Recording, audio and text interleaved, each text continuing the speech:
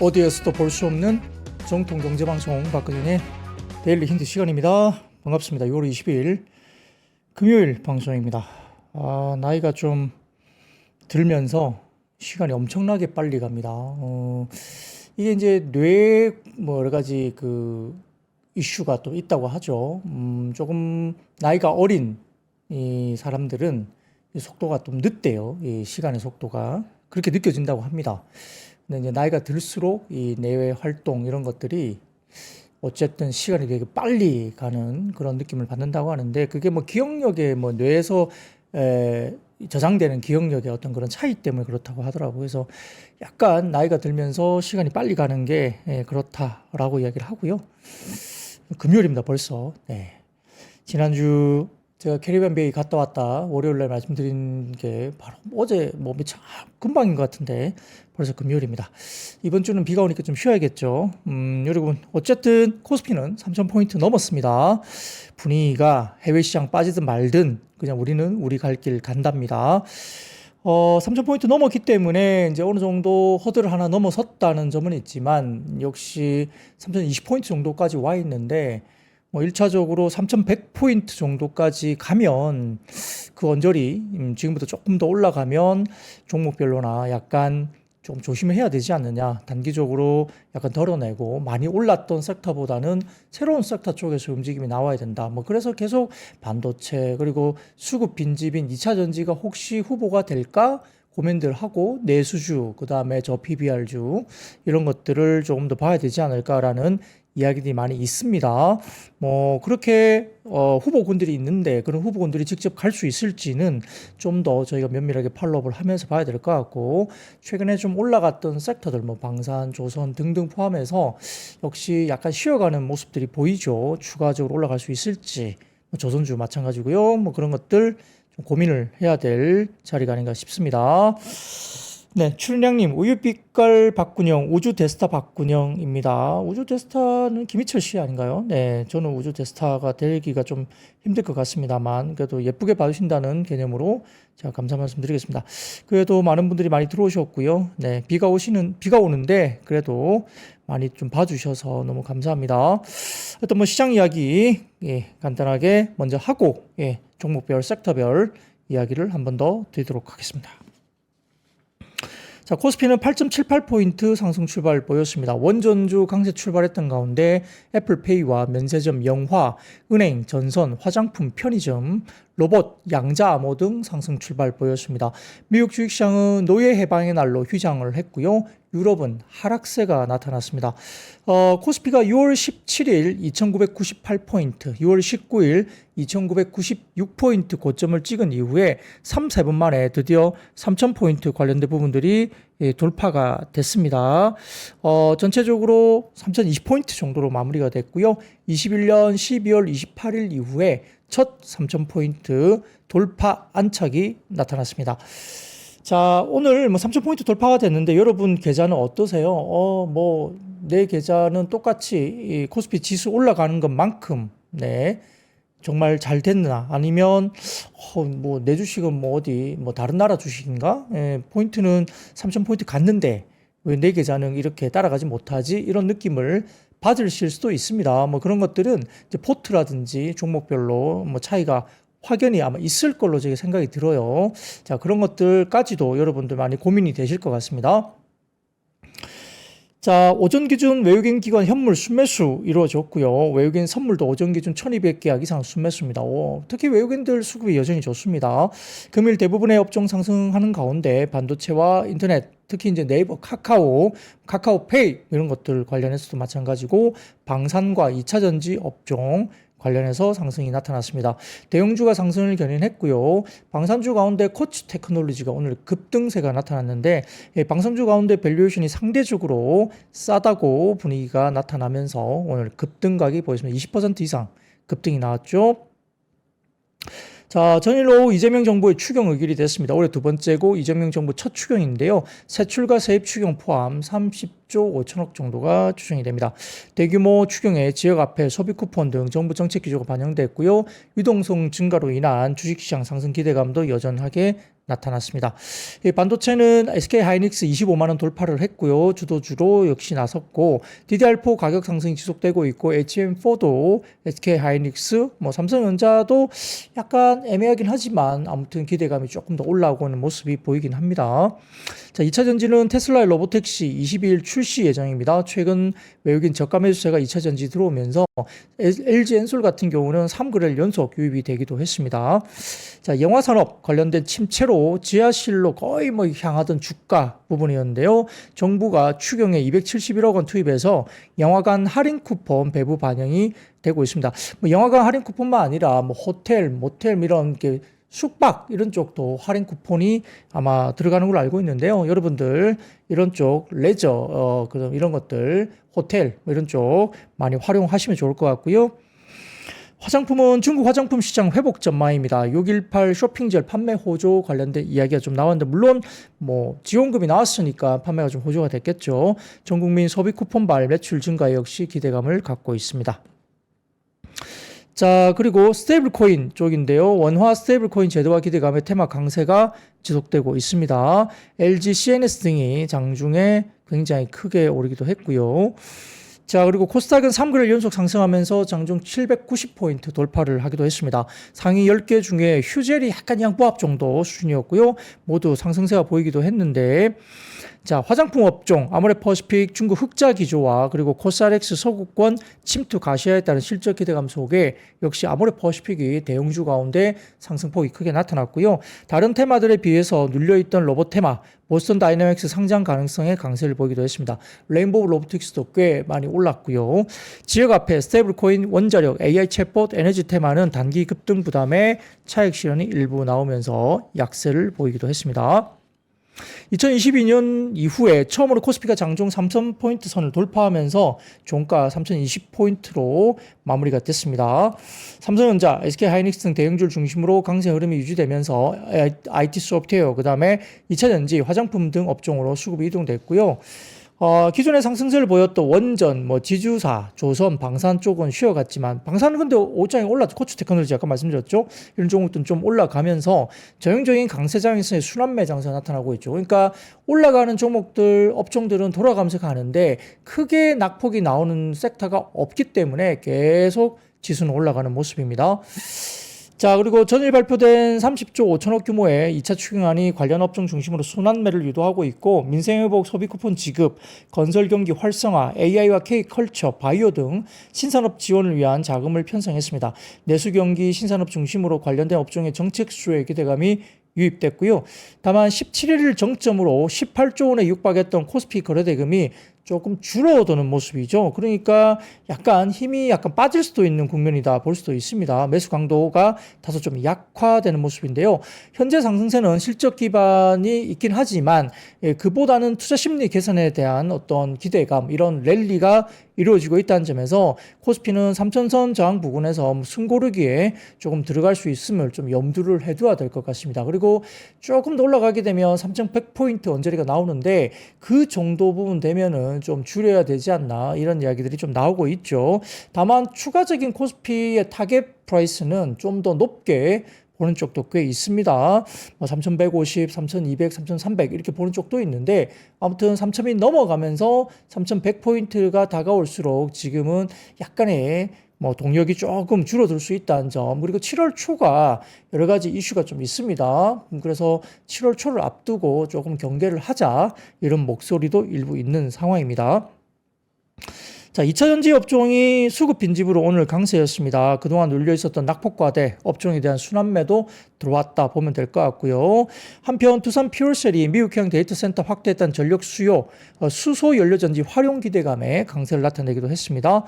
IT 소프트웨어 업종은 정부 추경안 및 AI, 스테이블 코인 등 정책 기대감이 지속되면서 강세였고요. 카카오, 뱅크, 네이버, 카카오 등 상승세가 급등세가 나타나고 있습니다. 조금 많이 올랐기 때문에 좀 조심할 필요는 있겠죠. 자, 화장품 업종 강세였습니다. K컬처 지원과 중국 시장 회복 기대감에 아모레퍼시픽, 코스맥스, LG생활건강 등 호실적 전망을 갖고 있습니다. 자, 바이오 업종 마찬가지로 2차 추경 중에 모태펀드 출자 기대감과 함께 글로벌 바이오 시밀러 허가 요건 완화 추진 기대감에 SK바이오사이언스와 유한양행, 삼천당 제약, 삼성바이오로직스 등도 상승을 보였습니다. 미디어 업종은 추경 소비 쿠폰에 영화 할인 쿠폰이 반영된다는 소식 때문에 CJ CGV, 삼지엔터 등이 강세였고요. 이마트, 현대백화점 등 유통업종도 소비 쿠폰과 내수 회복 기대감에 강세입니다. 반면 원전은 두산 에너빌리티, 현대건설 등 하락세 보였고 방산, 조선업종에서 한화시스템, HD 한국조선해양 등 순환매 과정에서 차익 실현 매물이 출회되기도 했는데 오전 중에 낙폭이 굉장히 깊게 나타나다가 막판에는 그래도 아래꼬를 달고 꽤 이렇게 좀 낙폭을 좀 줄이는 그런 종목도 꽤 있었기 때문에 아직까지 주도 섹터로서 급락을 하지는 않고 있는 것 같아요. 최근에 이제 급반등하고 너무 많이 올랐기 때문에 약간의 차익 실현이 나오는 것도 이해할 수 있을 정도 수준입니다. 업종 탑3는 IT 서비스, 전기, 가스, 화학이었고요. 업종 바텀 3는 건설과 기계 장비, 부동산으로 볼 수 있습니다. 자, 잉여 유동성 증가 기대감이 주식시장 밸류에이션의 단기적인 급등을 야기하고 있습니다. 삼성전자 반등이 시작이 만약에 된다면 지수에 추가 상승 여력이 있다. 그러니까 지금 하이닉스가 굉장히 좋은데 삼성전자 중심으로 또다시 레벨업을 시킬 수 있는 요인은 전자가 좀 올라야 된다는 요건을 갖고 있다 이렇게 보는 것 같고요. 3분기 HBM4 퀄리파잉 통과 가능한지 삼성전자를 좀 지켜볼 필요가 있다. 이 기대감이 이제 현실화된다면 주가는 코스피가 한 단계 레벨업이 가능할 것 같고요. 2분기 실적과 7월 초 관세 협상, 그러니까 7월 초가 부채 한도나 관세 협상, 7월 9일도 있죠. 이런 것들에 대한 변수가 남아있기 때문에 그와 관련해서 좀 지금 현재 경계감을 좀 가질 만한 시기가 있다, 다가오고 있다라고 보입니다. 자, 그런 것들 잘 머릿속에 생각을 두시고, 마냥 좋다라고 막 이렇게 지금 부리기에는 조금 단기로 올라왔다라는 점도 머릿속에 가지고 계셔야 될 것 같습니다. 그렇다고 해서 지금 주가가 이제 다 왔으니까 이제 이렇게 리버스, 곧버스로 막 배팅을 합시다라고 하면 안 돼요. 곧버스 잘못 샀다가는 지금 상당히 다칠 수가 있습니다. 그런 곧버스 사는 그런 장은 아닌 것 같아요. 다만 단기에 대한 부분들에 대해서 조금 쉬어갈 수 있다. 조정이 좀 나오더라도 깊지 않을 것이다 라고 보는 것 같고요. 지금 기술적으로 보는 관점에서는 아마 하단, 만약에 일부 좀 변수가 있어서 조정이 나온다고 했을 때 1차 하단은 한 2850 정도 코스피를 보는 것 같습니다. 하단이 상당히 많이 올라와 있어요. 그렇기 때문에 아마 극단적으로 어떤 변수가 나와서 좀 빠진다 하더라도 아주 많이 빠진 건 아니에요. 그리고 2850까지 꼭 간다는 말도 아닙니다만 아무튼 좀 7월 초 부정적인 이슈가 불거질 수 있는 변수가 있을 때 뭔가 일이 터져서 좀 빠지게 되면 그 정도 선에서라도 매수를 해야 된다라고 보고 있는 것 같습니다. 자, 곧버스 같은 경우는 아마 지난 저점을 깨고 이렇게 내려간 걸로 보여요. 지금 그렇기 때문에 쉽게 지금 곧버스 샀다가는 쉽지 않은 상황이 될 수도 있다 보입니다. 자, 그 다음 표 하나 보여드리겠습니다. 오늘 MSCI 선진지수 워치리스트 관련 자료인데요. 이 보시면은 밀리세증권에서 올리신 자료인데 관련해서 쭉 보시면은 아래쪽에 보시면 네모난 빨간색 네모가 좀 보이실 텐데 그게 숏셀링, 그러니까 공매도 관련해서 이제 플러스로 일단 숫자가 적혀 있죠. 그래서 이 지난해 MSCI 선진지수 워치리스트 편입 실패했던 요인이 외환시장 자유화 수준, 그리고 투자자 등록 및 계좌 개설, 그리고 정보 흐름, 청산 및 결제, 그리고 이체성, 그다음에 공매도, 그다음에 투자 상품의 가용성 이런 것들이 들었었는데 오늘 아침에 MSCI 이것들 중에 공매도 접근성을 개선 필요 마이너스에서 큰 문제 없음 플러스로 상향 조정을 했습니다. 그러나 여전히 외환시장 개방을 비롯해서 아직 미진한 여러 부분에 대한 문제를 제기했기 때문에 아마 MSCI 관련된 부분은 조금 보수적으로 봐야 된다라고 이야기를 하고 있는데 결국 24일 워치리스트 포함이 쉽지 않을 것으로 예상한다는 분위기입니다. 특히 대부분의 미진한 문제들이 아직은 실효적인 부분이 확인되지 않았다는 평가가 있기 때문인데요. 자, 그럼에도 불구하고 미진한 부분 대부분이 외국인 투자자들의 실제적인 체감 변화, 즉 정성평가라는 점에서 시간이 좀 지나면서 좀 더 이 부분에 대해서 보완을 한다면 향후 편입 가능성은 여전히 높게 진행될 가능성이 크다 라고 보고 있습니다.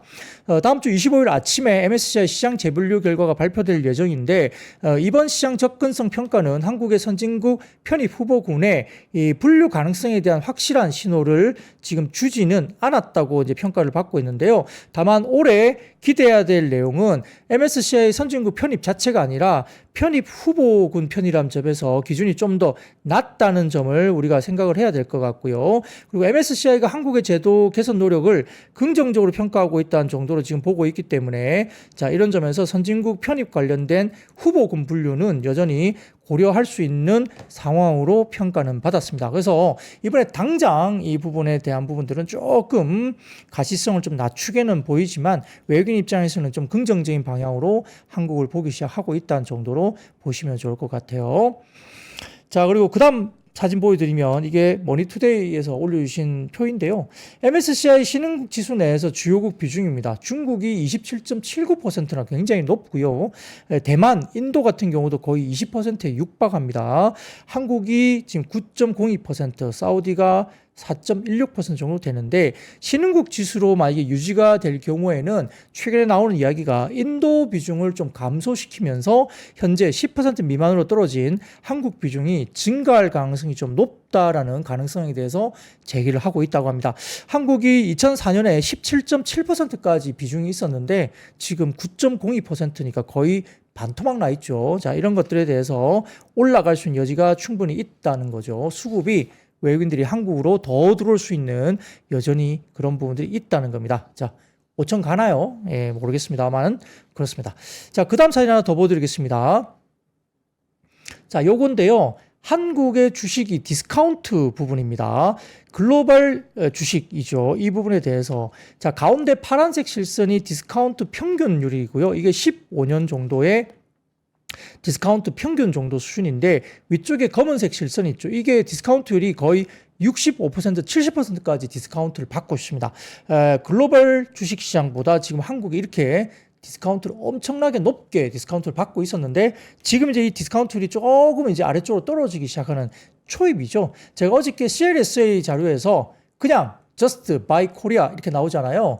이제 early innings, 그러니까 초기 단계이다. relating, 한국 시장의 relating, early innings다라는 리포트를 어제 제가 말씀드렸는데 CLSA 같은 그렇게 한국을 굉장히 좋게 보는 리포트가 나오기도 하죠. 자, 이 디스카운트율이 지금 보시면 20%대였던 적도 있습니다. 2010년, 11년. 자, 그때까지 디스카운트 할인율이 이렇게 정상적으로 할인율이 줄어들고 이 정도까지 간다면 5,000포인트, 네.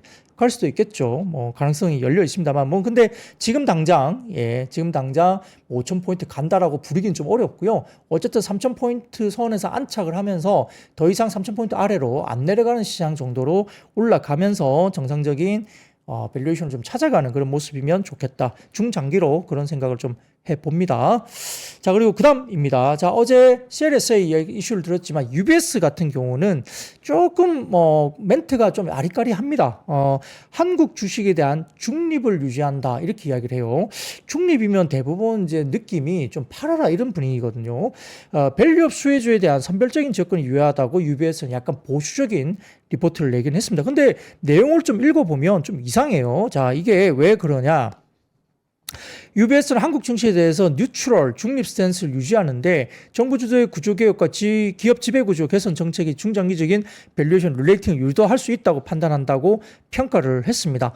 자, 그래서 전반적으로 봤을 때는 정부가 주식시장 부양을 통해서 코스피 5천 시대 진입을 핵심 정책 기조로 설정했다고 리포트를 했는데요. 기업의 지배구조 관련 개혁을 본격화하고 있다라고 이야기를 했고 MSCI 선진국 지수 편입 기대도 있다고 이야기를 했습니다. 향후에 2, 3년 내에 MSCI 선진국 지수 편입 가능성이 존재하고 편입 시에 최대 250억 달러 규모의 패시브 자금 유입이 기대될 수 있다라고 평가를 했고요. 지속적인 밸류에이션 매력으로 봤는데 MSCI 코리아는 현재 MSCI AC 월드 대비 약 68% 할인된 수준 PB 기준입니다. PBR 기준. 여기서 거래되고 있다고 평가를 했고요. 과거 15년 평균 50% 할인율 대비 저평가 폭이 확대되고 있다 봤습니다. 아까 제가 보여드렸던 자료를 보면 거의 60에서 70% 이상 할인받고 있죠. 그러니까 엄청나게 할인을 받고 있는데 15년 평균 50% 할인율이 있었는데 그것보다 훨씬 더 저평가 폭이 확대되고 있다고 평가를 했어요. 근데 왜 시장을 뉴트럴, 중립으로 보고 있는지 저는 좀 앞뒤가 좀 안 맞는 것 같은데 자, 구성 종목의 절반 이상이 PBR 1배 미만으로 거래 중에 있고 비효율적 자본 구조와 낮은 배당 성향, 복잡한 순환 출자 구조 등의 구조적인 요인에 기인한 할인으로 해석된다 이렇게 봤습니다. 했습니다. 자, 그래서 전략적 대응으로 봐서는 한국 증시에 대한 전반적인 스탠스는 중립으로 유지한다. 아까 디스카운트율이 엄청나게 높게 이야기되고 있는데 스탠스를 왜 중립으로 할까요? 정책 수혜 기대 종목을 중심에 어떤 제시를 전략을 제시하면서 ETF 유입 기대, 그 다음에 MSCI 편입 가능성 등 펀더멘탈과 수급 요인을 모두 감안한 선별적 종목 대응을 권고한다면서 종목으로서는 체리픽스라고 해가지고 KT, 삼성전자, SK 하이닉스 그렇게 UBS는 본인들이 픽을 했다라고 평가를 했습니다. 자, 이게 뉴트럴 이야기하면서 디스카운트율이 엄청나게 디스카운트 돼 있다. 15년 평균 디스카운트율 50% 대비 더 저평가돼 있다. 이렇게 평가를 하면서 왜 뉴트럴인지는 잘 모르겠어요. 우리나라가 그렇게 저평가 받는 게 당연하다는 이야기인가요? 예, 그건 좀 앞뒤가 좀 안 맞는 것 같습니다. 아무튼 그렇다고 합니다. 예. 자, 대신증권 이야기 좀 드리겠습니다. 매수 자제 구간으로 오늘 코멘트가 나왔습니다. 코스피 3,000포인트 정도가 오면서 차익 실현 압력이 증가될 수 있고 금융, 지주사, 원전, 건설, 조선, 방산 등 최근 상승 업종, 그러니까 주도 상승 업종에 대한 추격 매수는 좀 자제할 필요가 있다 평가를 했고요. 하반기 실적 개선과 정책 전환 모멘텀이 예상되는 반도체, 역시 대신증권도 반도체를 이야기하더라고요. 그 다음에 인터넷, 제약바이오, 2차전지, 빈집이죠. 소프트웨어 업종 등에 좀 주목할 필요가 있다라고 대신증권에서는 지금 오늘 코멘트를 냈습니다. 자, 뭐가 됐든 돌아가면서 올라가면 돼요. 잘 따라가면 됩니다, 우리는. 자, 그렇게 이야기를 했고요. 최근에 이제 B2, 그러니까 신용잔고가 19조 원을 넘어섰습니다. 그래서 증시 과열이 아니냐, 신용잔고가 19조 원까지 막 치솟고 올라오기 때문에 이것 좀 걱정되지 않느냐 이야기 되지만, 이거에 대해서 과열이 아니라는 이야기를 할 수 있겠는데요. 자, 관건은 뭐냐면 예탁금 대비 신용거래 융자 잔고 비율이라고 볼 수 있습니다. 보통 이 비율이 35% 이상일 때, 그러니까 예탁금 대비 신용거래 융자 잔고 비율이 35% 이상일 때 과열 단계로 본다고 일정적으로 생각하고 있는데 2021년 정점 후에 하락 전환 때에는 예탁금 대비 신용융자 거래 잔고 비율이 39%를 웃돌았었고요. 지난해 같은 경우는 36%대가 변곡점으로 있었습니다. 현재 같은 경우에 최근에 신용융자 잔고가 19조를 넘어서고 있는데, 자, 그럼에도 불구하고 현재는 이 지수가 30.8%로 돼 있다는 겁니다. 지난 16일 29.5%를 바닥으로 소폭 오르긴 했지만 아직 과열 이야기는 격차가 크다고 보는 거죠. 왜 그럴까요? 예탁금이 3년 만에 최고치를 끌고 있습니다. 거의 65조 원대까지 올라왔습니다. 그래서 최근에 아주 몇 달 사이에 10조 이상의 고객 예탁금이 증가했기 때문에 이 B2, 그러니까 신용융자 잔고가 엄청나게 솟는다고 보이지만 예탁 잔고가 엄청나게 올라왔다는 점에서 과열과는 아직은 거리가 멀다라는 이야기를 합니다. 자, 유진투자증권에서도 똑같은 이야기를 하고 있습니다. 뜨겁지만 과열은 아니다. 자, 6월 2일 대선 이후에 20일이 채 되지 못했는데 코스피가 3천에 도달했고요. 6월 2일 대비로서는 31%나 코스피가 올랐습니다. 2010년 이후에 코스피 주가 상승률은 2008년부터 9년까지 70%가 올랐고요. 코로나19 때에는 120%를 급등을 보였는데 이를 제외하면 30%가 상단 정도로 봤습니다. 그러니까 지금 어느 정도 기준점을 봤을 때는 좀 과열됐다라고 볼 수 있다는 거죠. 상승률로는 웬만큼 1차 상단에 도달했다고 기술적으로 볼 수 있다는 이야기를 유진투자가 합니다. 다만 주목할 점은 국내 증시가 뜨겁게 올라와 있지만 과열로 볼 정도는 아니라는 이야기를 하고 있는데요. 예탁금은 대선 전 60조 원에서 65조 원대로 바로 6월 달부터 지금 5조 원이 증가했다는 거고요. 동기간 신용융자 잔고는 1조 원 증가에 그쳤죠. 증시로 유동성이 들어오는데 빚, 그러니까 신용과 대출, 빚 증가 속도가 빠르지 않다는 겁니다. 상대적으로 과열을 가늠할 때 유용한 시가총액 대비 거래소 거래대금은 0.6%로 2차전지 쏠림이 심했던 23년 7월과 8월 이후에 가장 높은 상황이긴 하지만 코로나 이후에 평균 0.59%보다는 살짝 높은 정도입니다. 지금 0.6%니까요. 코스닥 시장의 시총 대비 거래대금 비율은 1.86%로 여전히 바닥 수준이라는 겁니다. 단기적으로 주가가 급등한 것처럼 보이지만 과열 징후는 뚜렷하게 나타나지 않다는 겁니다. 유동성에 의한 주가 상승이라면 내수, 금융주, 그리고 중소형주가 핵심이 될 수 있다고 평가를 했고요. 상반기 증시가 조선 방산에 집중되는 흐름이었다면 하반기에는 금융 등을 중심으로 업종별로 순환하면서 고르게 올라갈 가능성이 크다라고 평가를 했고 운용 범위를 좀 더 넓혀보시는 게 좋겠다라는 언급을 했습니다. 자, 시장이 그러니까 순환매 되면서 주도 섹터가 빠지지 않고 버티면서 다른 쪽도 올라간다 이거죠. 뭐 그러니까 시장을 너무 무서워하지 마시라. 다만 단기적으로 기술적으로는 특정한 사례 빼고는 두 번의 사례, 아까 말씀드렸던 두 번의 사례 빼고는 1차적으로 30% 정도 주가가 급등하면 단기에 약간 쉬어가거나 1차 변곡점이 올 가능성도 있다라고 이야기를 하는 거죠. 자, 그런 것도 중심으로 약간 쉬어가거나 살짝 눌리거나 네, 그렇게 될 수도 있다는 점도 어쨌든 좀 유념을 하자 이렇게 말씀을 드리겠습니다. 자, 첫 번째 섹터입니다. 오늘 화장품 관련주, 특히 아모레퍼시픽 등을 포함한 전반적인 화장품 관련주가 좋았습니다. 특히 유럽 시장의 돌풍이 이루어지고 있다는 점인데 제가 말씀드렸지만 미국 시장이 세계에서 가장 크지만 유럽 시장이 미국 시장 못지않게 큰 시장이기 때문에 자, 한국의 화장품이 미국에서 상승률은 조금 줄어들었지만 꺾이지 않고 완만한 상승을 계속 갖고 있죠. 그리고 유럽이 새롭게 시작하면서 급진적인 성장을 보여주고 있다는 점 때문에 화장품 관련주가 최근에 상당히 급증하는 모습을 보이고 있습니다. 유럽과 중동 지역 같은 경우에는 전년 대비 각각 유럽은 42%, 중동은 62% 가파른 성장세가 나타나고 있고요. 같은 기간 미국 수출액 증가 12%, 완만하게 또 성장을 합니다. 미국도. 이보다는 유럽과 중동의 성장률이 초기이기 때문에 상당히 크게 나타나고 있습니다.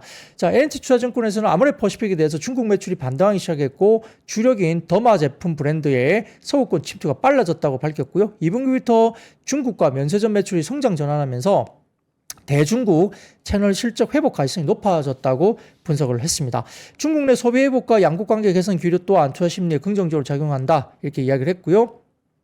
미국과 유럽은 하반기 에스트라와 코스알엑스 중심의 더마 스킨케어 브랜드의 SKU 확보와 서구권 침투 가속화가 전망된다고 평가를 해서 긍정적인 리포트를 냈습니다. 여기에 따라 화장품과 여행주, 면세점 그리고 국내 상장 중국 기업들도 들썩였다 볼 수도 있습니다. 자, 한투증권에서 오늘 화장품 섹터 주가에 대한 양호한 것에 대한 코멘트를 내기도 했는데요. 섹터 순환매로 우호적인 수급이 유입된 구간에서 시장이 좀 우려했던 것보다는 중국의 618 데이터가 잘 나오면서 물론 뭐 보조금 효과가 크다고 평가는 했습니다만 그래서 화장품 그리고 이런 부분에 대해서 대부분의 주가가 오늘 양호했다는 겁니다. 단연 어떤 눈에 띄게 보였던 종목은 아모레퍼시픽이었는데 쇼커버 관련된 부분들도 오늘 주가 상승에 아모레퍼시픽의 상승에 영향을 쇼커버도 미쳤다 보는 상황이고요. 아모레퍼시픽은 작년 대비 현재 외국인 투자 비중이 상당히 낮다고 보입니다. 작년 평균 외국인들이 29.2%지만 지금은 23.5% 정도 수준이라고 하고요. 외국인 수급 중심으로 증시 흐름이 양호할 가능성이 높기 때문에 아모레퍼시픽의 외국인 지분율이 과거 대비 하락했다는 점 때문에 긍정적일 수 있고 올해 상반기에 상대적으로 주가가 못 갔다는 점 추가적으로 최근 우려보다 양호한 중국 화장품 데이터 이런 것들이 긍정적으로 작용할 수 있다고 보는 것 같고요. 코스맥스 주가 흐름도 양호한데 코스맥스도 중국 법인이 있죠. 이 부분에 대해서 동시에 글로벌 OEM, ODM사들의 생산 비중이 확대되고 있다는 점 긍정적으로 봤습니다. 자, 그리고 그 다음 사진 하나 보여드릴까요? 그 다음 사진 보여드리면 자, 요거죠. 이게 뭐냐면 한국이 아시아 여행지 2위로 부상했고요. 일본이 1위였는데 격차가 확 줄어들고 있다는 점입니다. 제일 왼쪽에 1위를 보시면 계속 1위가 일본입니다. 2022년도에 50.4%, 23년에 44.3%, 24년에 일본이 52%로 했지만 이게 오렌지 색깔 보시면 한국이 5위에서 4위로 올라오고 오늘 2위로 올라왔는데요. 갭차가 5.2%대로 확 줄고 있습니다. 자, 중국이 과거에 6위에서 2위로 부상했다가 지금 3위로 떨어졌고요. 그 다음에 태국이 3위에서 5위로 갔다가 지금 4위 정도로 올라왔고 홍콩이 계속적으로 떨어지고 있죠. 홍콩이 좀 아쉽습니다.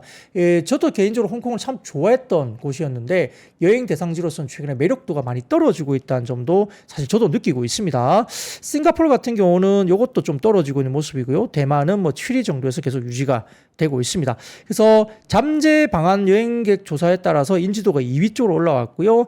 5위에서 2년 만에 3계단, 3개 계단 정도가 상승을 하고 있죠. 여러분들 일본을 많이 가지만 여전히 한국이 여전히 뭐 관광객 대상지로서는 급부상하고 있다 이렇게 보입니다. 이런 것들도 뭐 면세라든지 화장품 등등이 나쁘지 않을 수도 있다는 겁니다.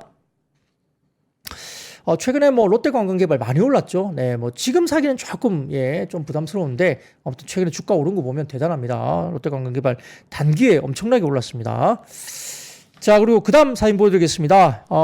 경기 진작 및 민생 안정을 위한 총 30조 5천억 정도의 추경인데요. 여기 경기 진작 관련해서 민생 회복 소비 쿠폰이 있는 거죠. 정부가 위축된 소비를 끌어올리기 위해서 총 11조 3천억 규모의 소비력 보강 사업을 추가 경정 예산에 담은 가운데 새 정부 추가 경정 예산을 통해서 소비 쿠폰, 지역사랑 상품권, 고효율 가전 환급, 문화 할인 쿠폰 등 체감형 지원책이 종합 편성되고 있습니다. 정부는 영화 관람, 숙박, 스포츠 시설, 미술 전시, 공연 예술 소비 진작을 하기 위해서 할인 쿠폰 780만 장을 공급할 예정으로 보였습니다. 그래서 영화 같은 경우가 공급이 될 건데 저도 영화 엄청 좋아한다 말씀드렸잖아요. 최근에 마지막으로 본 영화가 드래곤 길들이기 실사판 그걸 이제 마지막으로 봤었고요. F1 포뮬라 1 관련된 브래드 핏 영화 지금 예약해놨고 7월 초면은 주라기 월드인가요? 예, 그거 도미니언인가? 이번 도미니언 아니죠. 주라기 월드 새롭게 나오는 거 7월 2일 날 그리고 7월 9일 날은 슈퍼맨 새롭게 진행이 됩니다. 그래서 그 영화들 다 볼 건데 어쨌든 영화를 많이 보러 가셔도 좋을 것 같고 그 외에도 뭐 숙박시설 이게 뭐 우리가 호캉스라든지 이런 것들도 지금 이야기되고 있습니다. 저는 10월 초에 아마 해운대 근처에서 아마 며칠간 휴가를 좀 추석 때 아마 해운대 쪽에서 휴가를 보낼 것 같습니다. 며칠 예약을 해놨거든요. 리조트에. 그래서 해운대 쪽에 있을 것 같은데 등등 뭐 숙박, 스포츠시설, 미술전시, 공연예술 이런 쪽에 많이 쿠폰을 활용하면서 내수를 좀 진작시키는 그런 것도 여유가 있으시면 이렇게 보시면 좋을 것 같아요. 자, 그래서 이렇게 1회당 6,000원을 할인해주는 영화 관람권 450만 장 배포가 된다고 합니다. 지금 이제 영화 성수기로 들어오죠. 여름 방학 때가 성수기입니다. 그래서 주라기 관련된 뭐 이런 공룡 영화라든지 슈퍼맨 신작 기대가 됩니다. 그래서 오늘 CGV 급등을 했고요. 뉴, 컨텐츠리 중앙, 바른손 ENE 등도 주가들이 올라왔습니다. 가라딘 님이 해운대는 부산 사람 안 갑니다. 말씀 주시네요. 뭐 저는, 그렇죠. 저는 부산 사람이긴 한데 서울 지역에서 살고 있기 때문에 그래도 해운대 가서 이렇게 좀 식구들하고 좀 한 3, 4일 정도 해운대에서 좀 시간을 보내려고 합니다.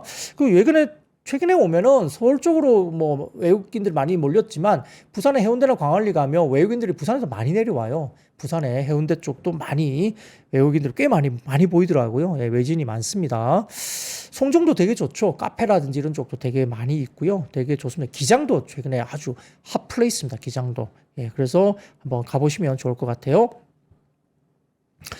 자, 그러면 세 번째입니다. 음식료와 소매 유통 상승을 보였는데요. 정부는 전일 용산 대통령실에서 이재명 대통령 주재로 국무회의를 열고 추가 경정 예산은 아까 좀 전에 추경 말씀을 드렸었죠. 그래서 국민 1인당 15만 원에서 최대 50만 원씩 민생 회복 소비 쿠폰이 지급될 예정으로 보입니다. 전국민 소비 쿠폰 아까 말씀을 드렸죠. 그러다 보니까 뭐 여러 가지 부분에서 현금이 아닌 지역사랑 상품권 선불 카드 그리고 신용 체크카드 중에서 선택해서 지급할 수 있도록 하고요. 고효율 가전제품 구매 비용을 30만 원 한도에서 10% 환급하고 숙박, 영화 관람, 스포츠 시설, 미술전시, 공연예술 소비 할인 쿠폰 780만 장 공급이 될 것 같습니다. 신세계 푸드나 푸드나무, 미트박스, CJ 프레시웨이, 동서 등 음식료 그리고 지어소프트나 GS 리테일, 현대백화점, 이마트 등의 소매유통 관련주가 같이 들어오고 있습니다. 자, 기장 같은 경우는 기장이 예전에는 그 멸치회 그런 것들도 꽤 유명을 했었죠. 맛있습니다. 아우 갑자기 회를 먹고 싶네요. 제가 회를 굉장히 좋아합니다. 안 하고 이런 거 되게 좋잖아요. 고섭죠. 맛있습니다. 자, 네 번째입니다. 이재명 대통령이 그린수소 정책 청사진 공개 부각과 두산 퓨얼셀 미국 연료전지 판매 확대 전망 속에 수소차가 상승세를 보이기도 했습니다. 국정기획위원회가 전일 산업통상자원부 업무보고에서 재생에너지 관련 정책 보고를 받으면서 정부의 밑그림을 공개한 가운데 수소 연료전지 관련해서는 태양광 풍력에너지와 그린수소 생산 연계 그리고 그린수소 저장기술 개발을 통한 에너지 공급 등을 내놨습니다. 그린수소 생산 실증 사업은 신규 사업인데요. 올 연말 예타 신청을 거쳐서 2027년부터 실증 사업에 착수해서 2029년까지 총 2,820억에 필요한 것을 추산하고 있습니다. 7월부터 5메가와트급의 PEM 수전의 시스템 개발에 착수해서 2029년 말까지 개발을 완료할 방침으로 보고 있고요. PEM 수준의 시스템은 전해질 없이 물을 전기분해해서 분리막을 통해서 양이온을 이동시키는 기술로 알려져 있는데 재생에너지와 연계한 수소 생산 기술을 주목받고 있다고 이야기됩니다. 자, NH투자증권에서 오늘 두산 퓨얼셀 리포트를 썼고요. 미국의 연료전지 법인인 하이엑시움에 수주한 연료전지를 동사에서 제작하고 판매할 계획으로서 미국으로의 연료전지 판매 확대가 예상된다고 리포트를 제출했습니다. 미국 내 연료전지 시장 규모는 약 2기가와트로 데이터 센터 수요 증가로 연간 15에서 20% 성장할 것으로 봤고요. 미국 내 전력 수요가 증가하는 과정에서 두산 퓨얼셀의 미국형 수주 가능성이 높아지고 있다고 평가를 했고 연간 50메가와트 이상의 수주를 기대한다. 이렇게 이야기를 했습니다. 한편 현대차가 디올류 넥소 테크노크 행사를 개최했다. 테크토크 행사를 개최했다고 하고요. 수소 전기차의 핵심 기술을 소개했다고 보입니다. 근데 수소 전기차는 싹 와닿지는 않죠. 전기차 부분 말고 그냥 수소차 이야기가 아직은 와닿지는 않습니다. 자, 그런 것들 중심으로 뭐 신재생 에너지 관련된 진심인 정부가 지금 나오고 있기 때문에 뭐 태양광, 풍력, 뭐 수소 이렇게 돌아가면서 움직임이 있었던 것 같아요. 자, 그렇게 보시면 좋을 것 같고요. 자, 그 다음입니다. 지금 바이오시밀러 관련된 이슈가 좀 있어서 오늘 일부 그와 관련된 제약바이오 쪽이 일부 움직이긴 했습니다. 자, 전일 한국바이오협회에 따르면 캐나다 보건부가 지난 10일 바이오시밀러에 대한 제출 요건을 전면 재편한 지침 개정안을 공개하고 오는 9월 8일까지 의견 수렴을 진행한다고 전해주고 있습니다. 개정안의 핵심은 임상 3상 생략을 원칙으로 하는 바이오시밀러 허가 구조를 재정비한다고 보고 있는데 이번 캐나다 보건부가 제시한 개정안에는 대부분의 경우에 비교 임상 효능과 안정성 시험은 불필요하고 약동학 시험만으로 허가가 가능하다는 내용이 명시돼서 바이오시밀러의 긍정적인 분위기가 될 수도 있죠. 자, 아울러서 적응증 승인과 관련된 지침도 완화됐다고 합니다. 기존에는 각 적응증에 대해서 과학적 근거를 요구하면서 추가 데이터를 요구할 수도 있었지만은 개정안에는 높은 수준의 유사성만으로 승인 가능성을 인정한다 전해졌습니다. 그러니까 상당히 완화된 상황이죠. 특히 라벨링 요건도 일부 변경됐다며 참조 의약품과 동일한 안정성 효능 정보를 포함하는 현재 기준은 유지하되 바이오시밀러가 생성한 비교 데이터를 라벨에 포함할 의무는 사라지게 된다고 알려졌습니다. 여기에 따라서 전반적으로 바이넥스라든지 셀트리온 그리고 썬바이오, 삼천당제약, 대웅제약, 이수앱지스, 녹십자 이런 종목들 관련해서 움직임이 있었습니다.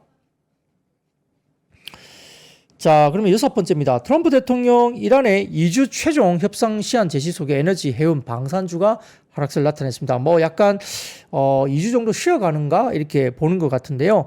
트럼프 대통령이 19일 현지 시간 군사 개입이라는 카드로 이란을 압박하면서 2주라는 최종 협상 시한을 제시했다고 알려지고 있습니다. 자, 2주 내에 공격 여부를 결정했다 이야기를 했죠. 근데 아무튼 과거 행적으로 보면 트럼프는 직접 계획에 대한 부분들은 좀 꺼릴 것이다라고 미국 시장에서도 보고 있는데 뭐 사람 마음이란 게 어떤지 모르겠습니다만 현재까지는 다음 2주 이내에 그 결정을 내릴 것이다 이야기를 했고요. 언급하지 않겠다. 이유와 근거에 대해서는 크게 언급하지 않겠다고 이야기를 했습니다. 이유와 근거가 있습니까? 그냥 이야기하는 거겠죠. 자, 트럼프 대통령이 이미 이란에 대한 공격 계획을 잠정 승인했다고 알려지고는 있는데 뭐 잠정 승인했으면 바로 행동에 옮기지는 않고 있는 거 보면 전략적인 이야기가 되지 않을까라는 생각을 해볼 수도 있습니다. 자, 그래서 뭐 밈 주식이죠. 흥구석유, 뭐 GSE, 뭐 이런 종목들, 중앙에너베스 이런 종목들 빠지기도 했고 해운주라든지 방산 관련주 일부 종목들이 빠지기도 했습니다. 자, 일곱 번째입니다. 오늘 2차 전지 관련주가 꽤 주가들이 올랐었는데요. 낙폭과대 업종에 대한 순환매 유입으로 뭐 수급적인 이슈가 아닌가 저는 판단하고 있습니다. 자, 삼성증권에서 오늘 2차 전지에 대한 하반기 전망 나타냈는데요. 올해 상반기 유럽의 고성장 그리고 미국의 성장 둔화가 이어지면서 하반기에도 미국발 정책 변화에 따른 수요 불확실성이 지속될 것이다. 그러니까 좀 안 좋게 보는 거죠. 상대적으로 양호한 EU 시장 내에 중국 배터리 마켓시어의 증가와 한국 마켓시어 감소도 부정적이라고 평가를 했습니다. 업종에 대해서는 뉴트럴, 중립 의견을 유지했고요. 상대적 선호주는 삼성 SDI와 그 다음에 LG화학 그리고 FSA 이 세 회사를 일단 그나마 선호주로 봤습니다. 자, 25년 1월부터 4월까지 기준의 판매는 LG 엔솔이 55% 증가했고요. SK온이 8% 증가, 삼성 SDI가 마이너스 18% 정도 순입니다. 전년 동기의 기저효과 영향이 지배적인데 LG 엔솔 같은 경우는 폭스바겐의 기저효과와 현대차 그룹의 신차 모멘텀 가깝고요. SK온은 폭스바겐과 포드 기저효과를, 그리고 삼성 SDI는 폭스바겐과 리비안향 판매 급감을 경험하고 있다고 평가를 했습니다. 자, 25년 1월부터 4월까지 기준의 EV 판매는 혼다가 92% 증가했고요. 폭스바겐이 45% 증가, 포드가 44% 증가, 그리고 GM이 32% 증가, 현대차 그룹이 17% 증가, 그리고 스란티스가 마이너스 13% 감소, 그리고 테슬라도 마이너스 14% 감소 순으로 봤습니다. 지역별로는 유럽 시장에서 모델별로는 신차에서 성장 모멘텀이 부각이 됐는데, 혼다는 미국 신차 모멘텀을 가졌고요. 폭스바겐은 유럽발 기저 효과 신차 모멘텀을 가졌었고, 포드도 유럽 SUV 신차 모멘텀을 가졌다고 합니다. 현대차 그룹은 EV3와 캐스퍼 신차 효과를 향유했다고 봤습니다. 한편 스란티스는 북미 판매가 부진 때문에, 그리고 테슬라는 뭐 생산 라인 교체 영향 때문에 여러 가지 부분에서 모델 Y 라인 관련된 부분이 영향을 받았다 봤는데요. 자, OEM 신차 라인업이 북미 축소, 유럽 확대로 봤습니다. 6개월 전 대비 OEM의 EV 신차 스케줄은 북미에서는 연기되거나 폐지되고 있는 발생을 하고 있는 반면, 이게 폭스바겐과 기아, GM 등이 북미에서 연기나 폐지를 하고 있죠, 신차 스케줄을. 근데 유럽에서는 확대 추세입니다. 폭스바겐과 현대차 그룹, 포드, 그다음에 스트란티스 등이 있는데, 이는 북미 지형체 축소와 유럽 수요 회복 기대감을 반영하고 있다 추정을 했습니다. 그래서 하반기 신차 효과는 현대차 그룹과 그다음에 폭스바겐, 포드 순으로 신차 효과 있을 거로 봤고요. 주로 유럽 시장에서 부각이 될 가능성이 높다라고 평가를 했습니다. 그래서 약간 2차 전지에 대해서는 아직도 뉴트럴, 좀 보수적으로 계속적으로 이야기를 하고 있는 상황입니다. 자, 그 다음 표 하나 보여드리겠습니다. 이거 보시면은 키움증권에서 올려주신 외고 자료입니다. 블룸버그 쪽인데요.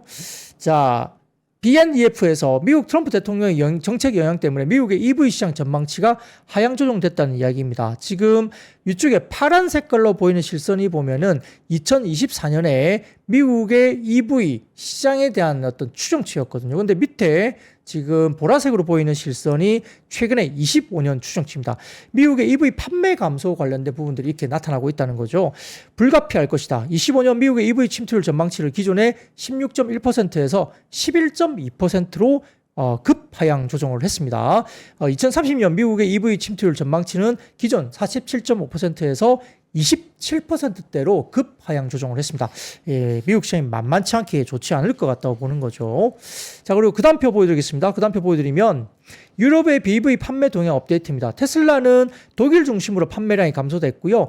24년 1월 중단됐던 독일 보조금 종료와 머스크의 극우 정당 지지 발언 영향이 큰 것으로 파악을 했고, 올해 1분기에 출시한 모델 Y 효과도 미미했다 보죠. 테슬라 판매 감소를 폭스바겐과 BMW가 유럽 시장에서 흡수하고 있습니다.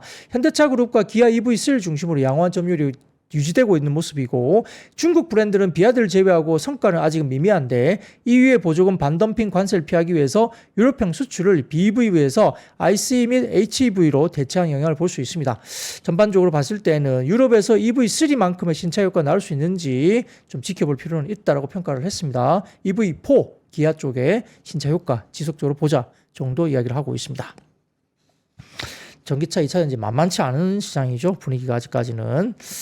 자, 8번째입니다. 이재명 정부 AI 정책 기대감 속에 SK그룹이 아마존 웹 서비스와 7조 원 규모의 울산 데이터센터 건설 추진 소식 등의 AI 챗봇과 인공지능이 상승을 나타났습니다. 자, 이런 것들도 결국 SK 하이닉스에 긍정적으로 작용하고 있다. 제가 어제도 말씀드렸었죠. 그래서 이렇게 이야기되면서 아마 관련해서 정책이 나올 걸로 보이는데요. 최태원 SK그룹 회장은 이 자리에서 아마존 웹서비스 7조 원을 투자해서 건설하는 울산 데이터센터를 최고의 AI 고속도로로 키우겠다는 청사진을 제시를 했습니다. 자, 그래서 여기에는 SK텔레콤, SK하이닉스, SK브로드밴드, SKAX, SK가스, SK머티리얼 중에 SK 주요 계열사가 참여할 것으로 봤습니다. 자, 이 울산 데이터 센터는 29년 2월에 총 100메가와트 규모로 완성되고요. 그래픽 처리 정책 GPU만 6만 장이 투입되는 것으로 정해지고 있고, 이 대통령은 우리 SK 회장님 애썼습니다라고 이렇게 화답을 하는 코멘트를 했다고 합니다. 자, 그리고 이재명 정부의 AI 정책 기대감이 지속되면서 정부의 AI 핵심 전략인 소브린 AI 개발에 집중될 것이라는 관측이 나오면서 일부 SK그룹주라든지 그다음에 AI 챗봇, 로봇 관련 주까지 주가들이 움직였다 볼 수 있습니다. 자, 그리고 반도체 좀 볼까요? 그 다음 표 보여드리면 표 하나 보여주세요. 자, 디램 쪽에 지금 레거시 제품의 호황 국면에 대한 표가 나와 있는데요. 피디님 좀 띄워주세요. 보시면 SK증권에서 리포트가 나왔었는데 디램 호황 장비업체에 화색이 돈다라는 평가 보고서가 나왔습니다. 주요 매블리사 DDR4 조기 단종 계획이 나오고 있는데 이게 보시면 지금 라피키 리서치에서 보여준 자료인데요. DDR4와 DDR5 가격 흐름인데 완전 급반등하죠. 90도 각도로 지금 급반등하고 있습니다. 가격이 엄청나게 올라가고 있죠. 자, 그래서 D램의 호황 국면이 이렇게 계속적으로 나타나고 있는 상황이고요. DDR4 같은 경우는 단종이 되니까 더 빠르게 올라가고 있습니다. 여기에 따라 SK증권에서는 소부장의 온기가 전해질 거로 봤는데요. 자, 삼성전자가 P4 D램 투자 시동을 걸고 상반기에는 1B와 1C 혼재가 되고 하반기에는 1C 위주로 연간 60K 이상이 예상된다고 합니다. 1C 공정 선제적 대응을 위해서 HBM 신제품 대비 목적으로 풀이된다고 보면서 전공정 장비 업체들이 주가가 1년 가까이 하락을 보였는데 밸류에이션은 바닥, 실적과 투자 분위기는 회복되고 주가 바닥에 대한 고민이 있다고 봤습니다. 그래서 D램 주요의 관료 주요 장비사 가운데 삼성전자 오리엔티드 된 원익 IPS, 그 다음에 유진테크, 이오테크닉스, 유니셈, PSK 이런 종목을 보자라고 평가를 했습니다. 오늘 이오테크닉스 굉장히 좋았고요. 유진테크도 따라갔고 원익 IPS도 최근에 상당히 따라가려고 이제 반짝반짝 고개를 들고 있죠. 이런 종목들 잘 지켜보시면 좋을 것 같습니다. 장비사, 삼성전자 오리엔티드 돼 있는 장비사 봤고요. 자, 대신증권에서는 삼성전자가 0.9배 PBR은 너무 싸다 이야기를 했습니다. 그렇기 때문에 HBM 방향도 판매 전망치가 추가 하향 조정됐지만 개선 기회가 있을 거로 대신증권에서 봤고요. HBM4에 대해서 비관적으로 바라볼 필요가 없다라고 평가를 했습니다. 그래서 굉장히 지금 밸류에이션 낮아진 밸류에이션이 너무 싸다라고 대신증권에서는 삼성전자 리포트를 썼고요. 자, 9번째입니다. 삼성 디스플레이가 2분기 폴더블 OLED 출하량 점유율 1위, 그리고 폴더블 아이폰 생산 기대감에 폴더블 관련된 테마주들 관련해서 주가들이 올랐고요. 미국의 주파수 경매 임박에 따른 수혜 기대감 속에 통신 장비주, 늑대가 오는 것일까요? 양치기 소년의 섹터 통신 장비가 슬금슬금 올라가고 있다는 점까지 말씀을 드리면서 마무리하겠습니다. 여러분 주말 잘 쉬시고 월요일 날 찾아뵙도록 하겠습니다. I see you.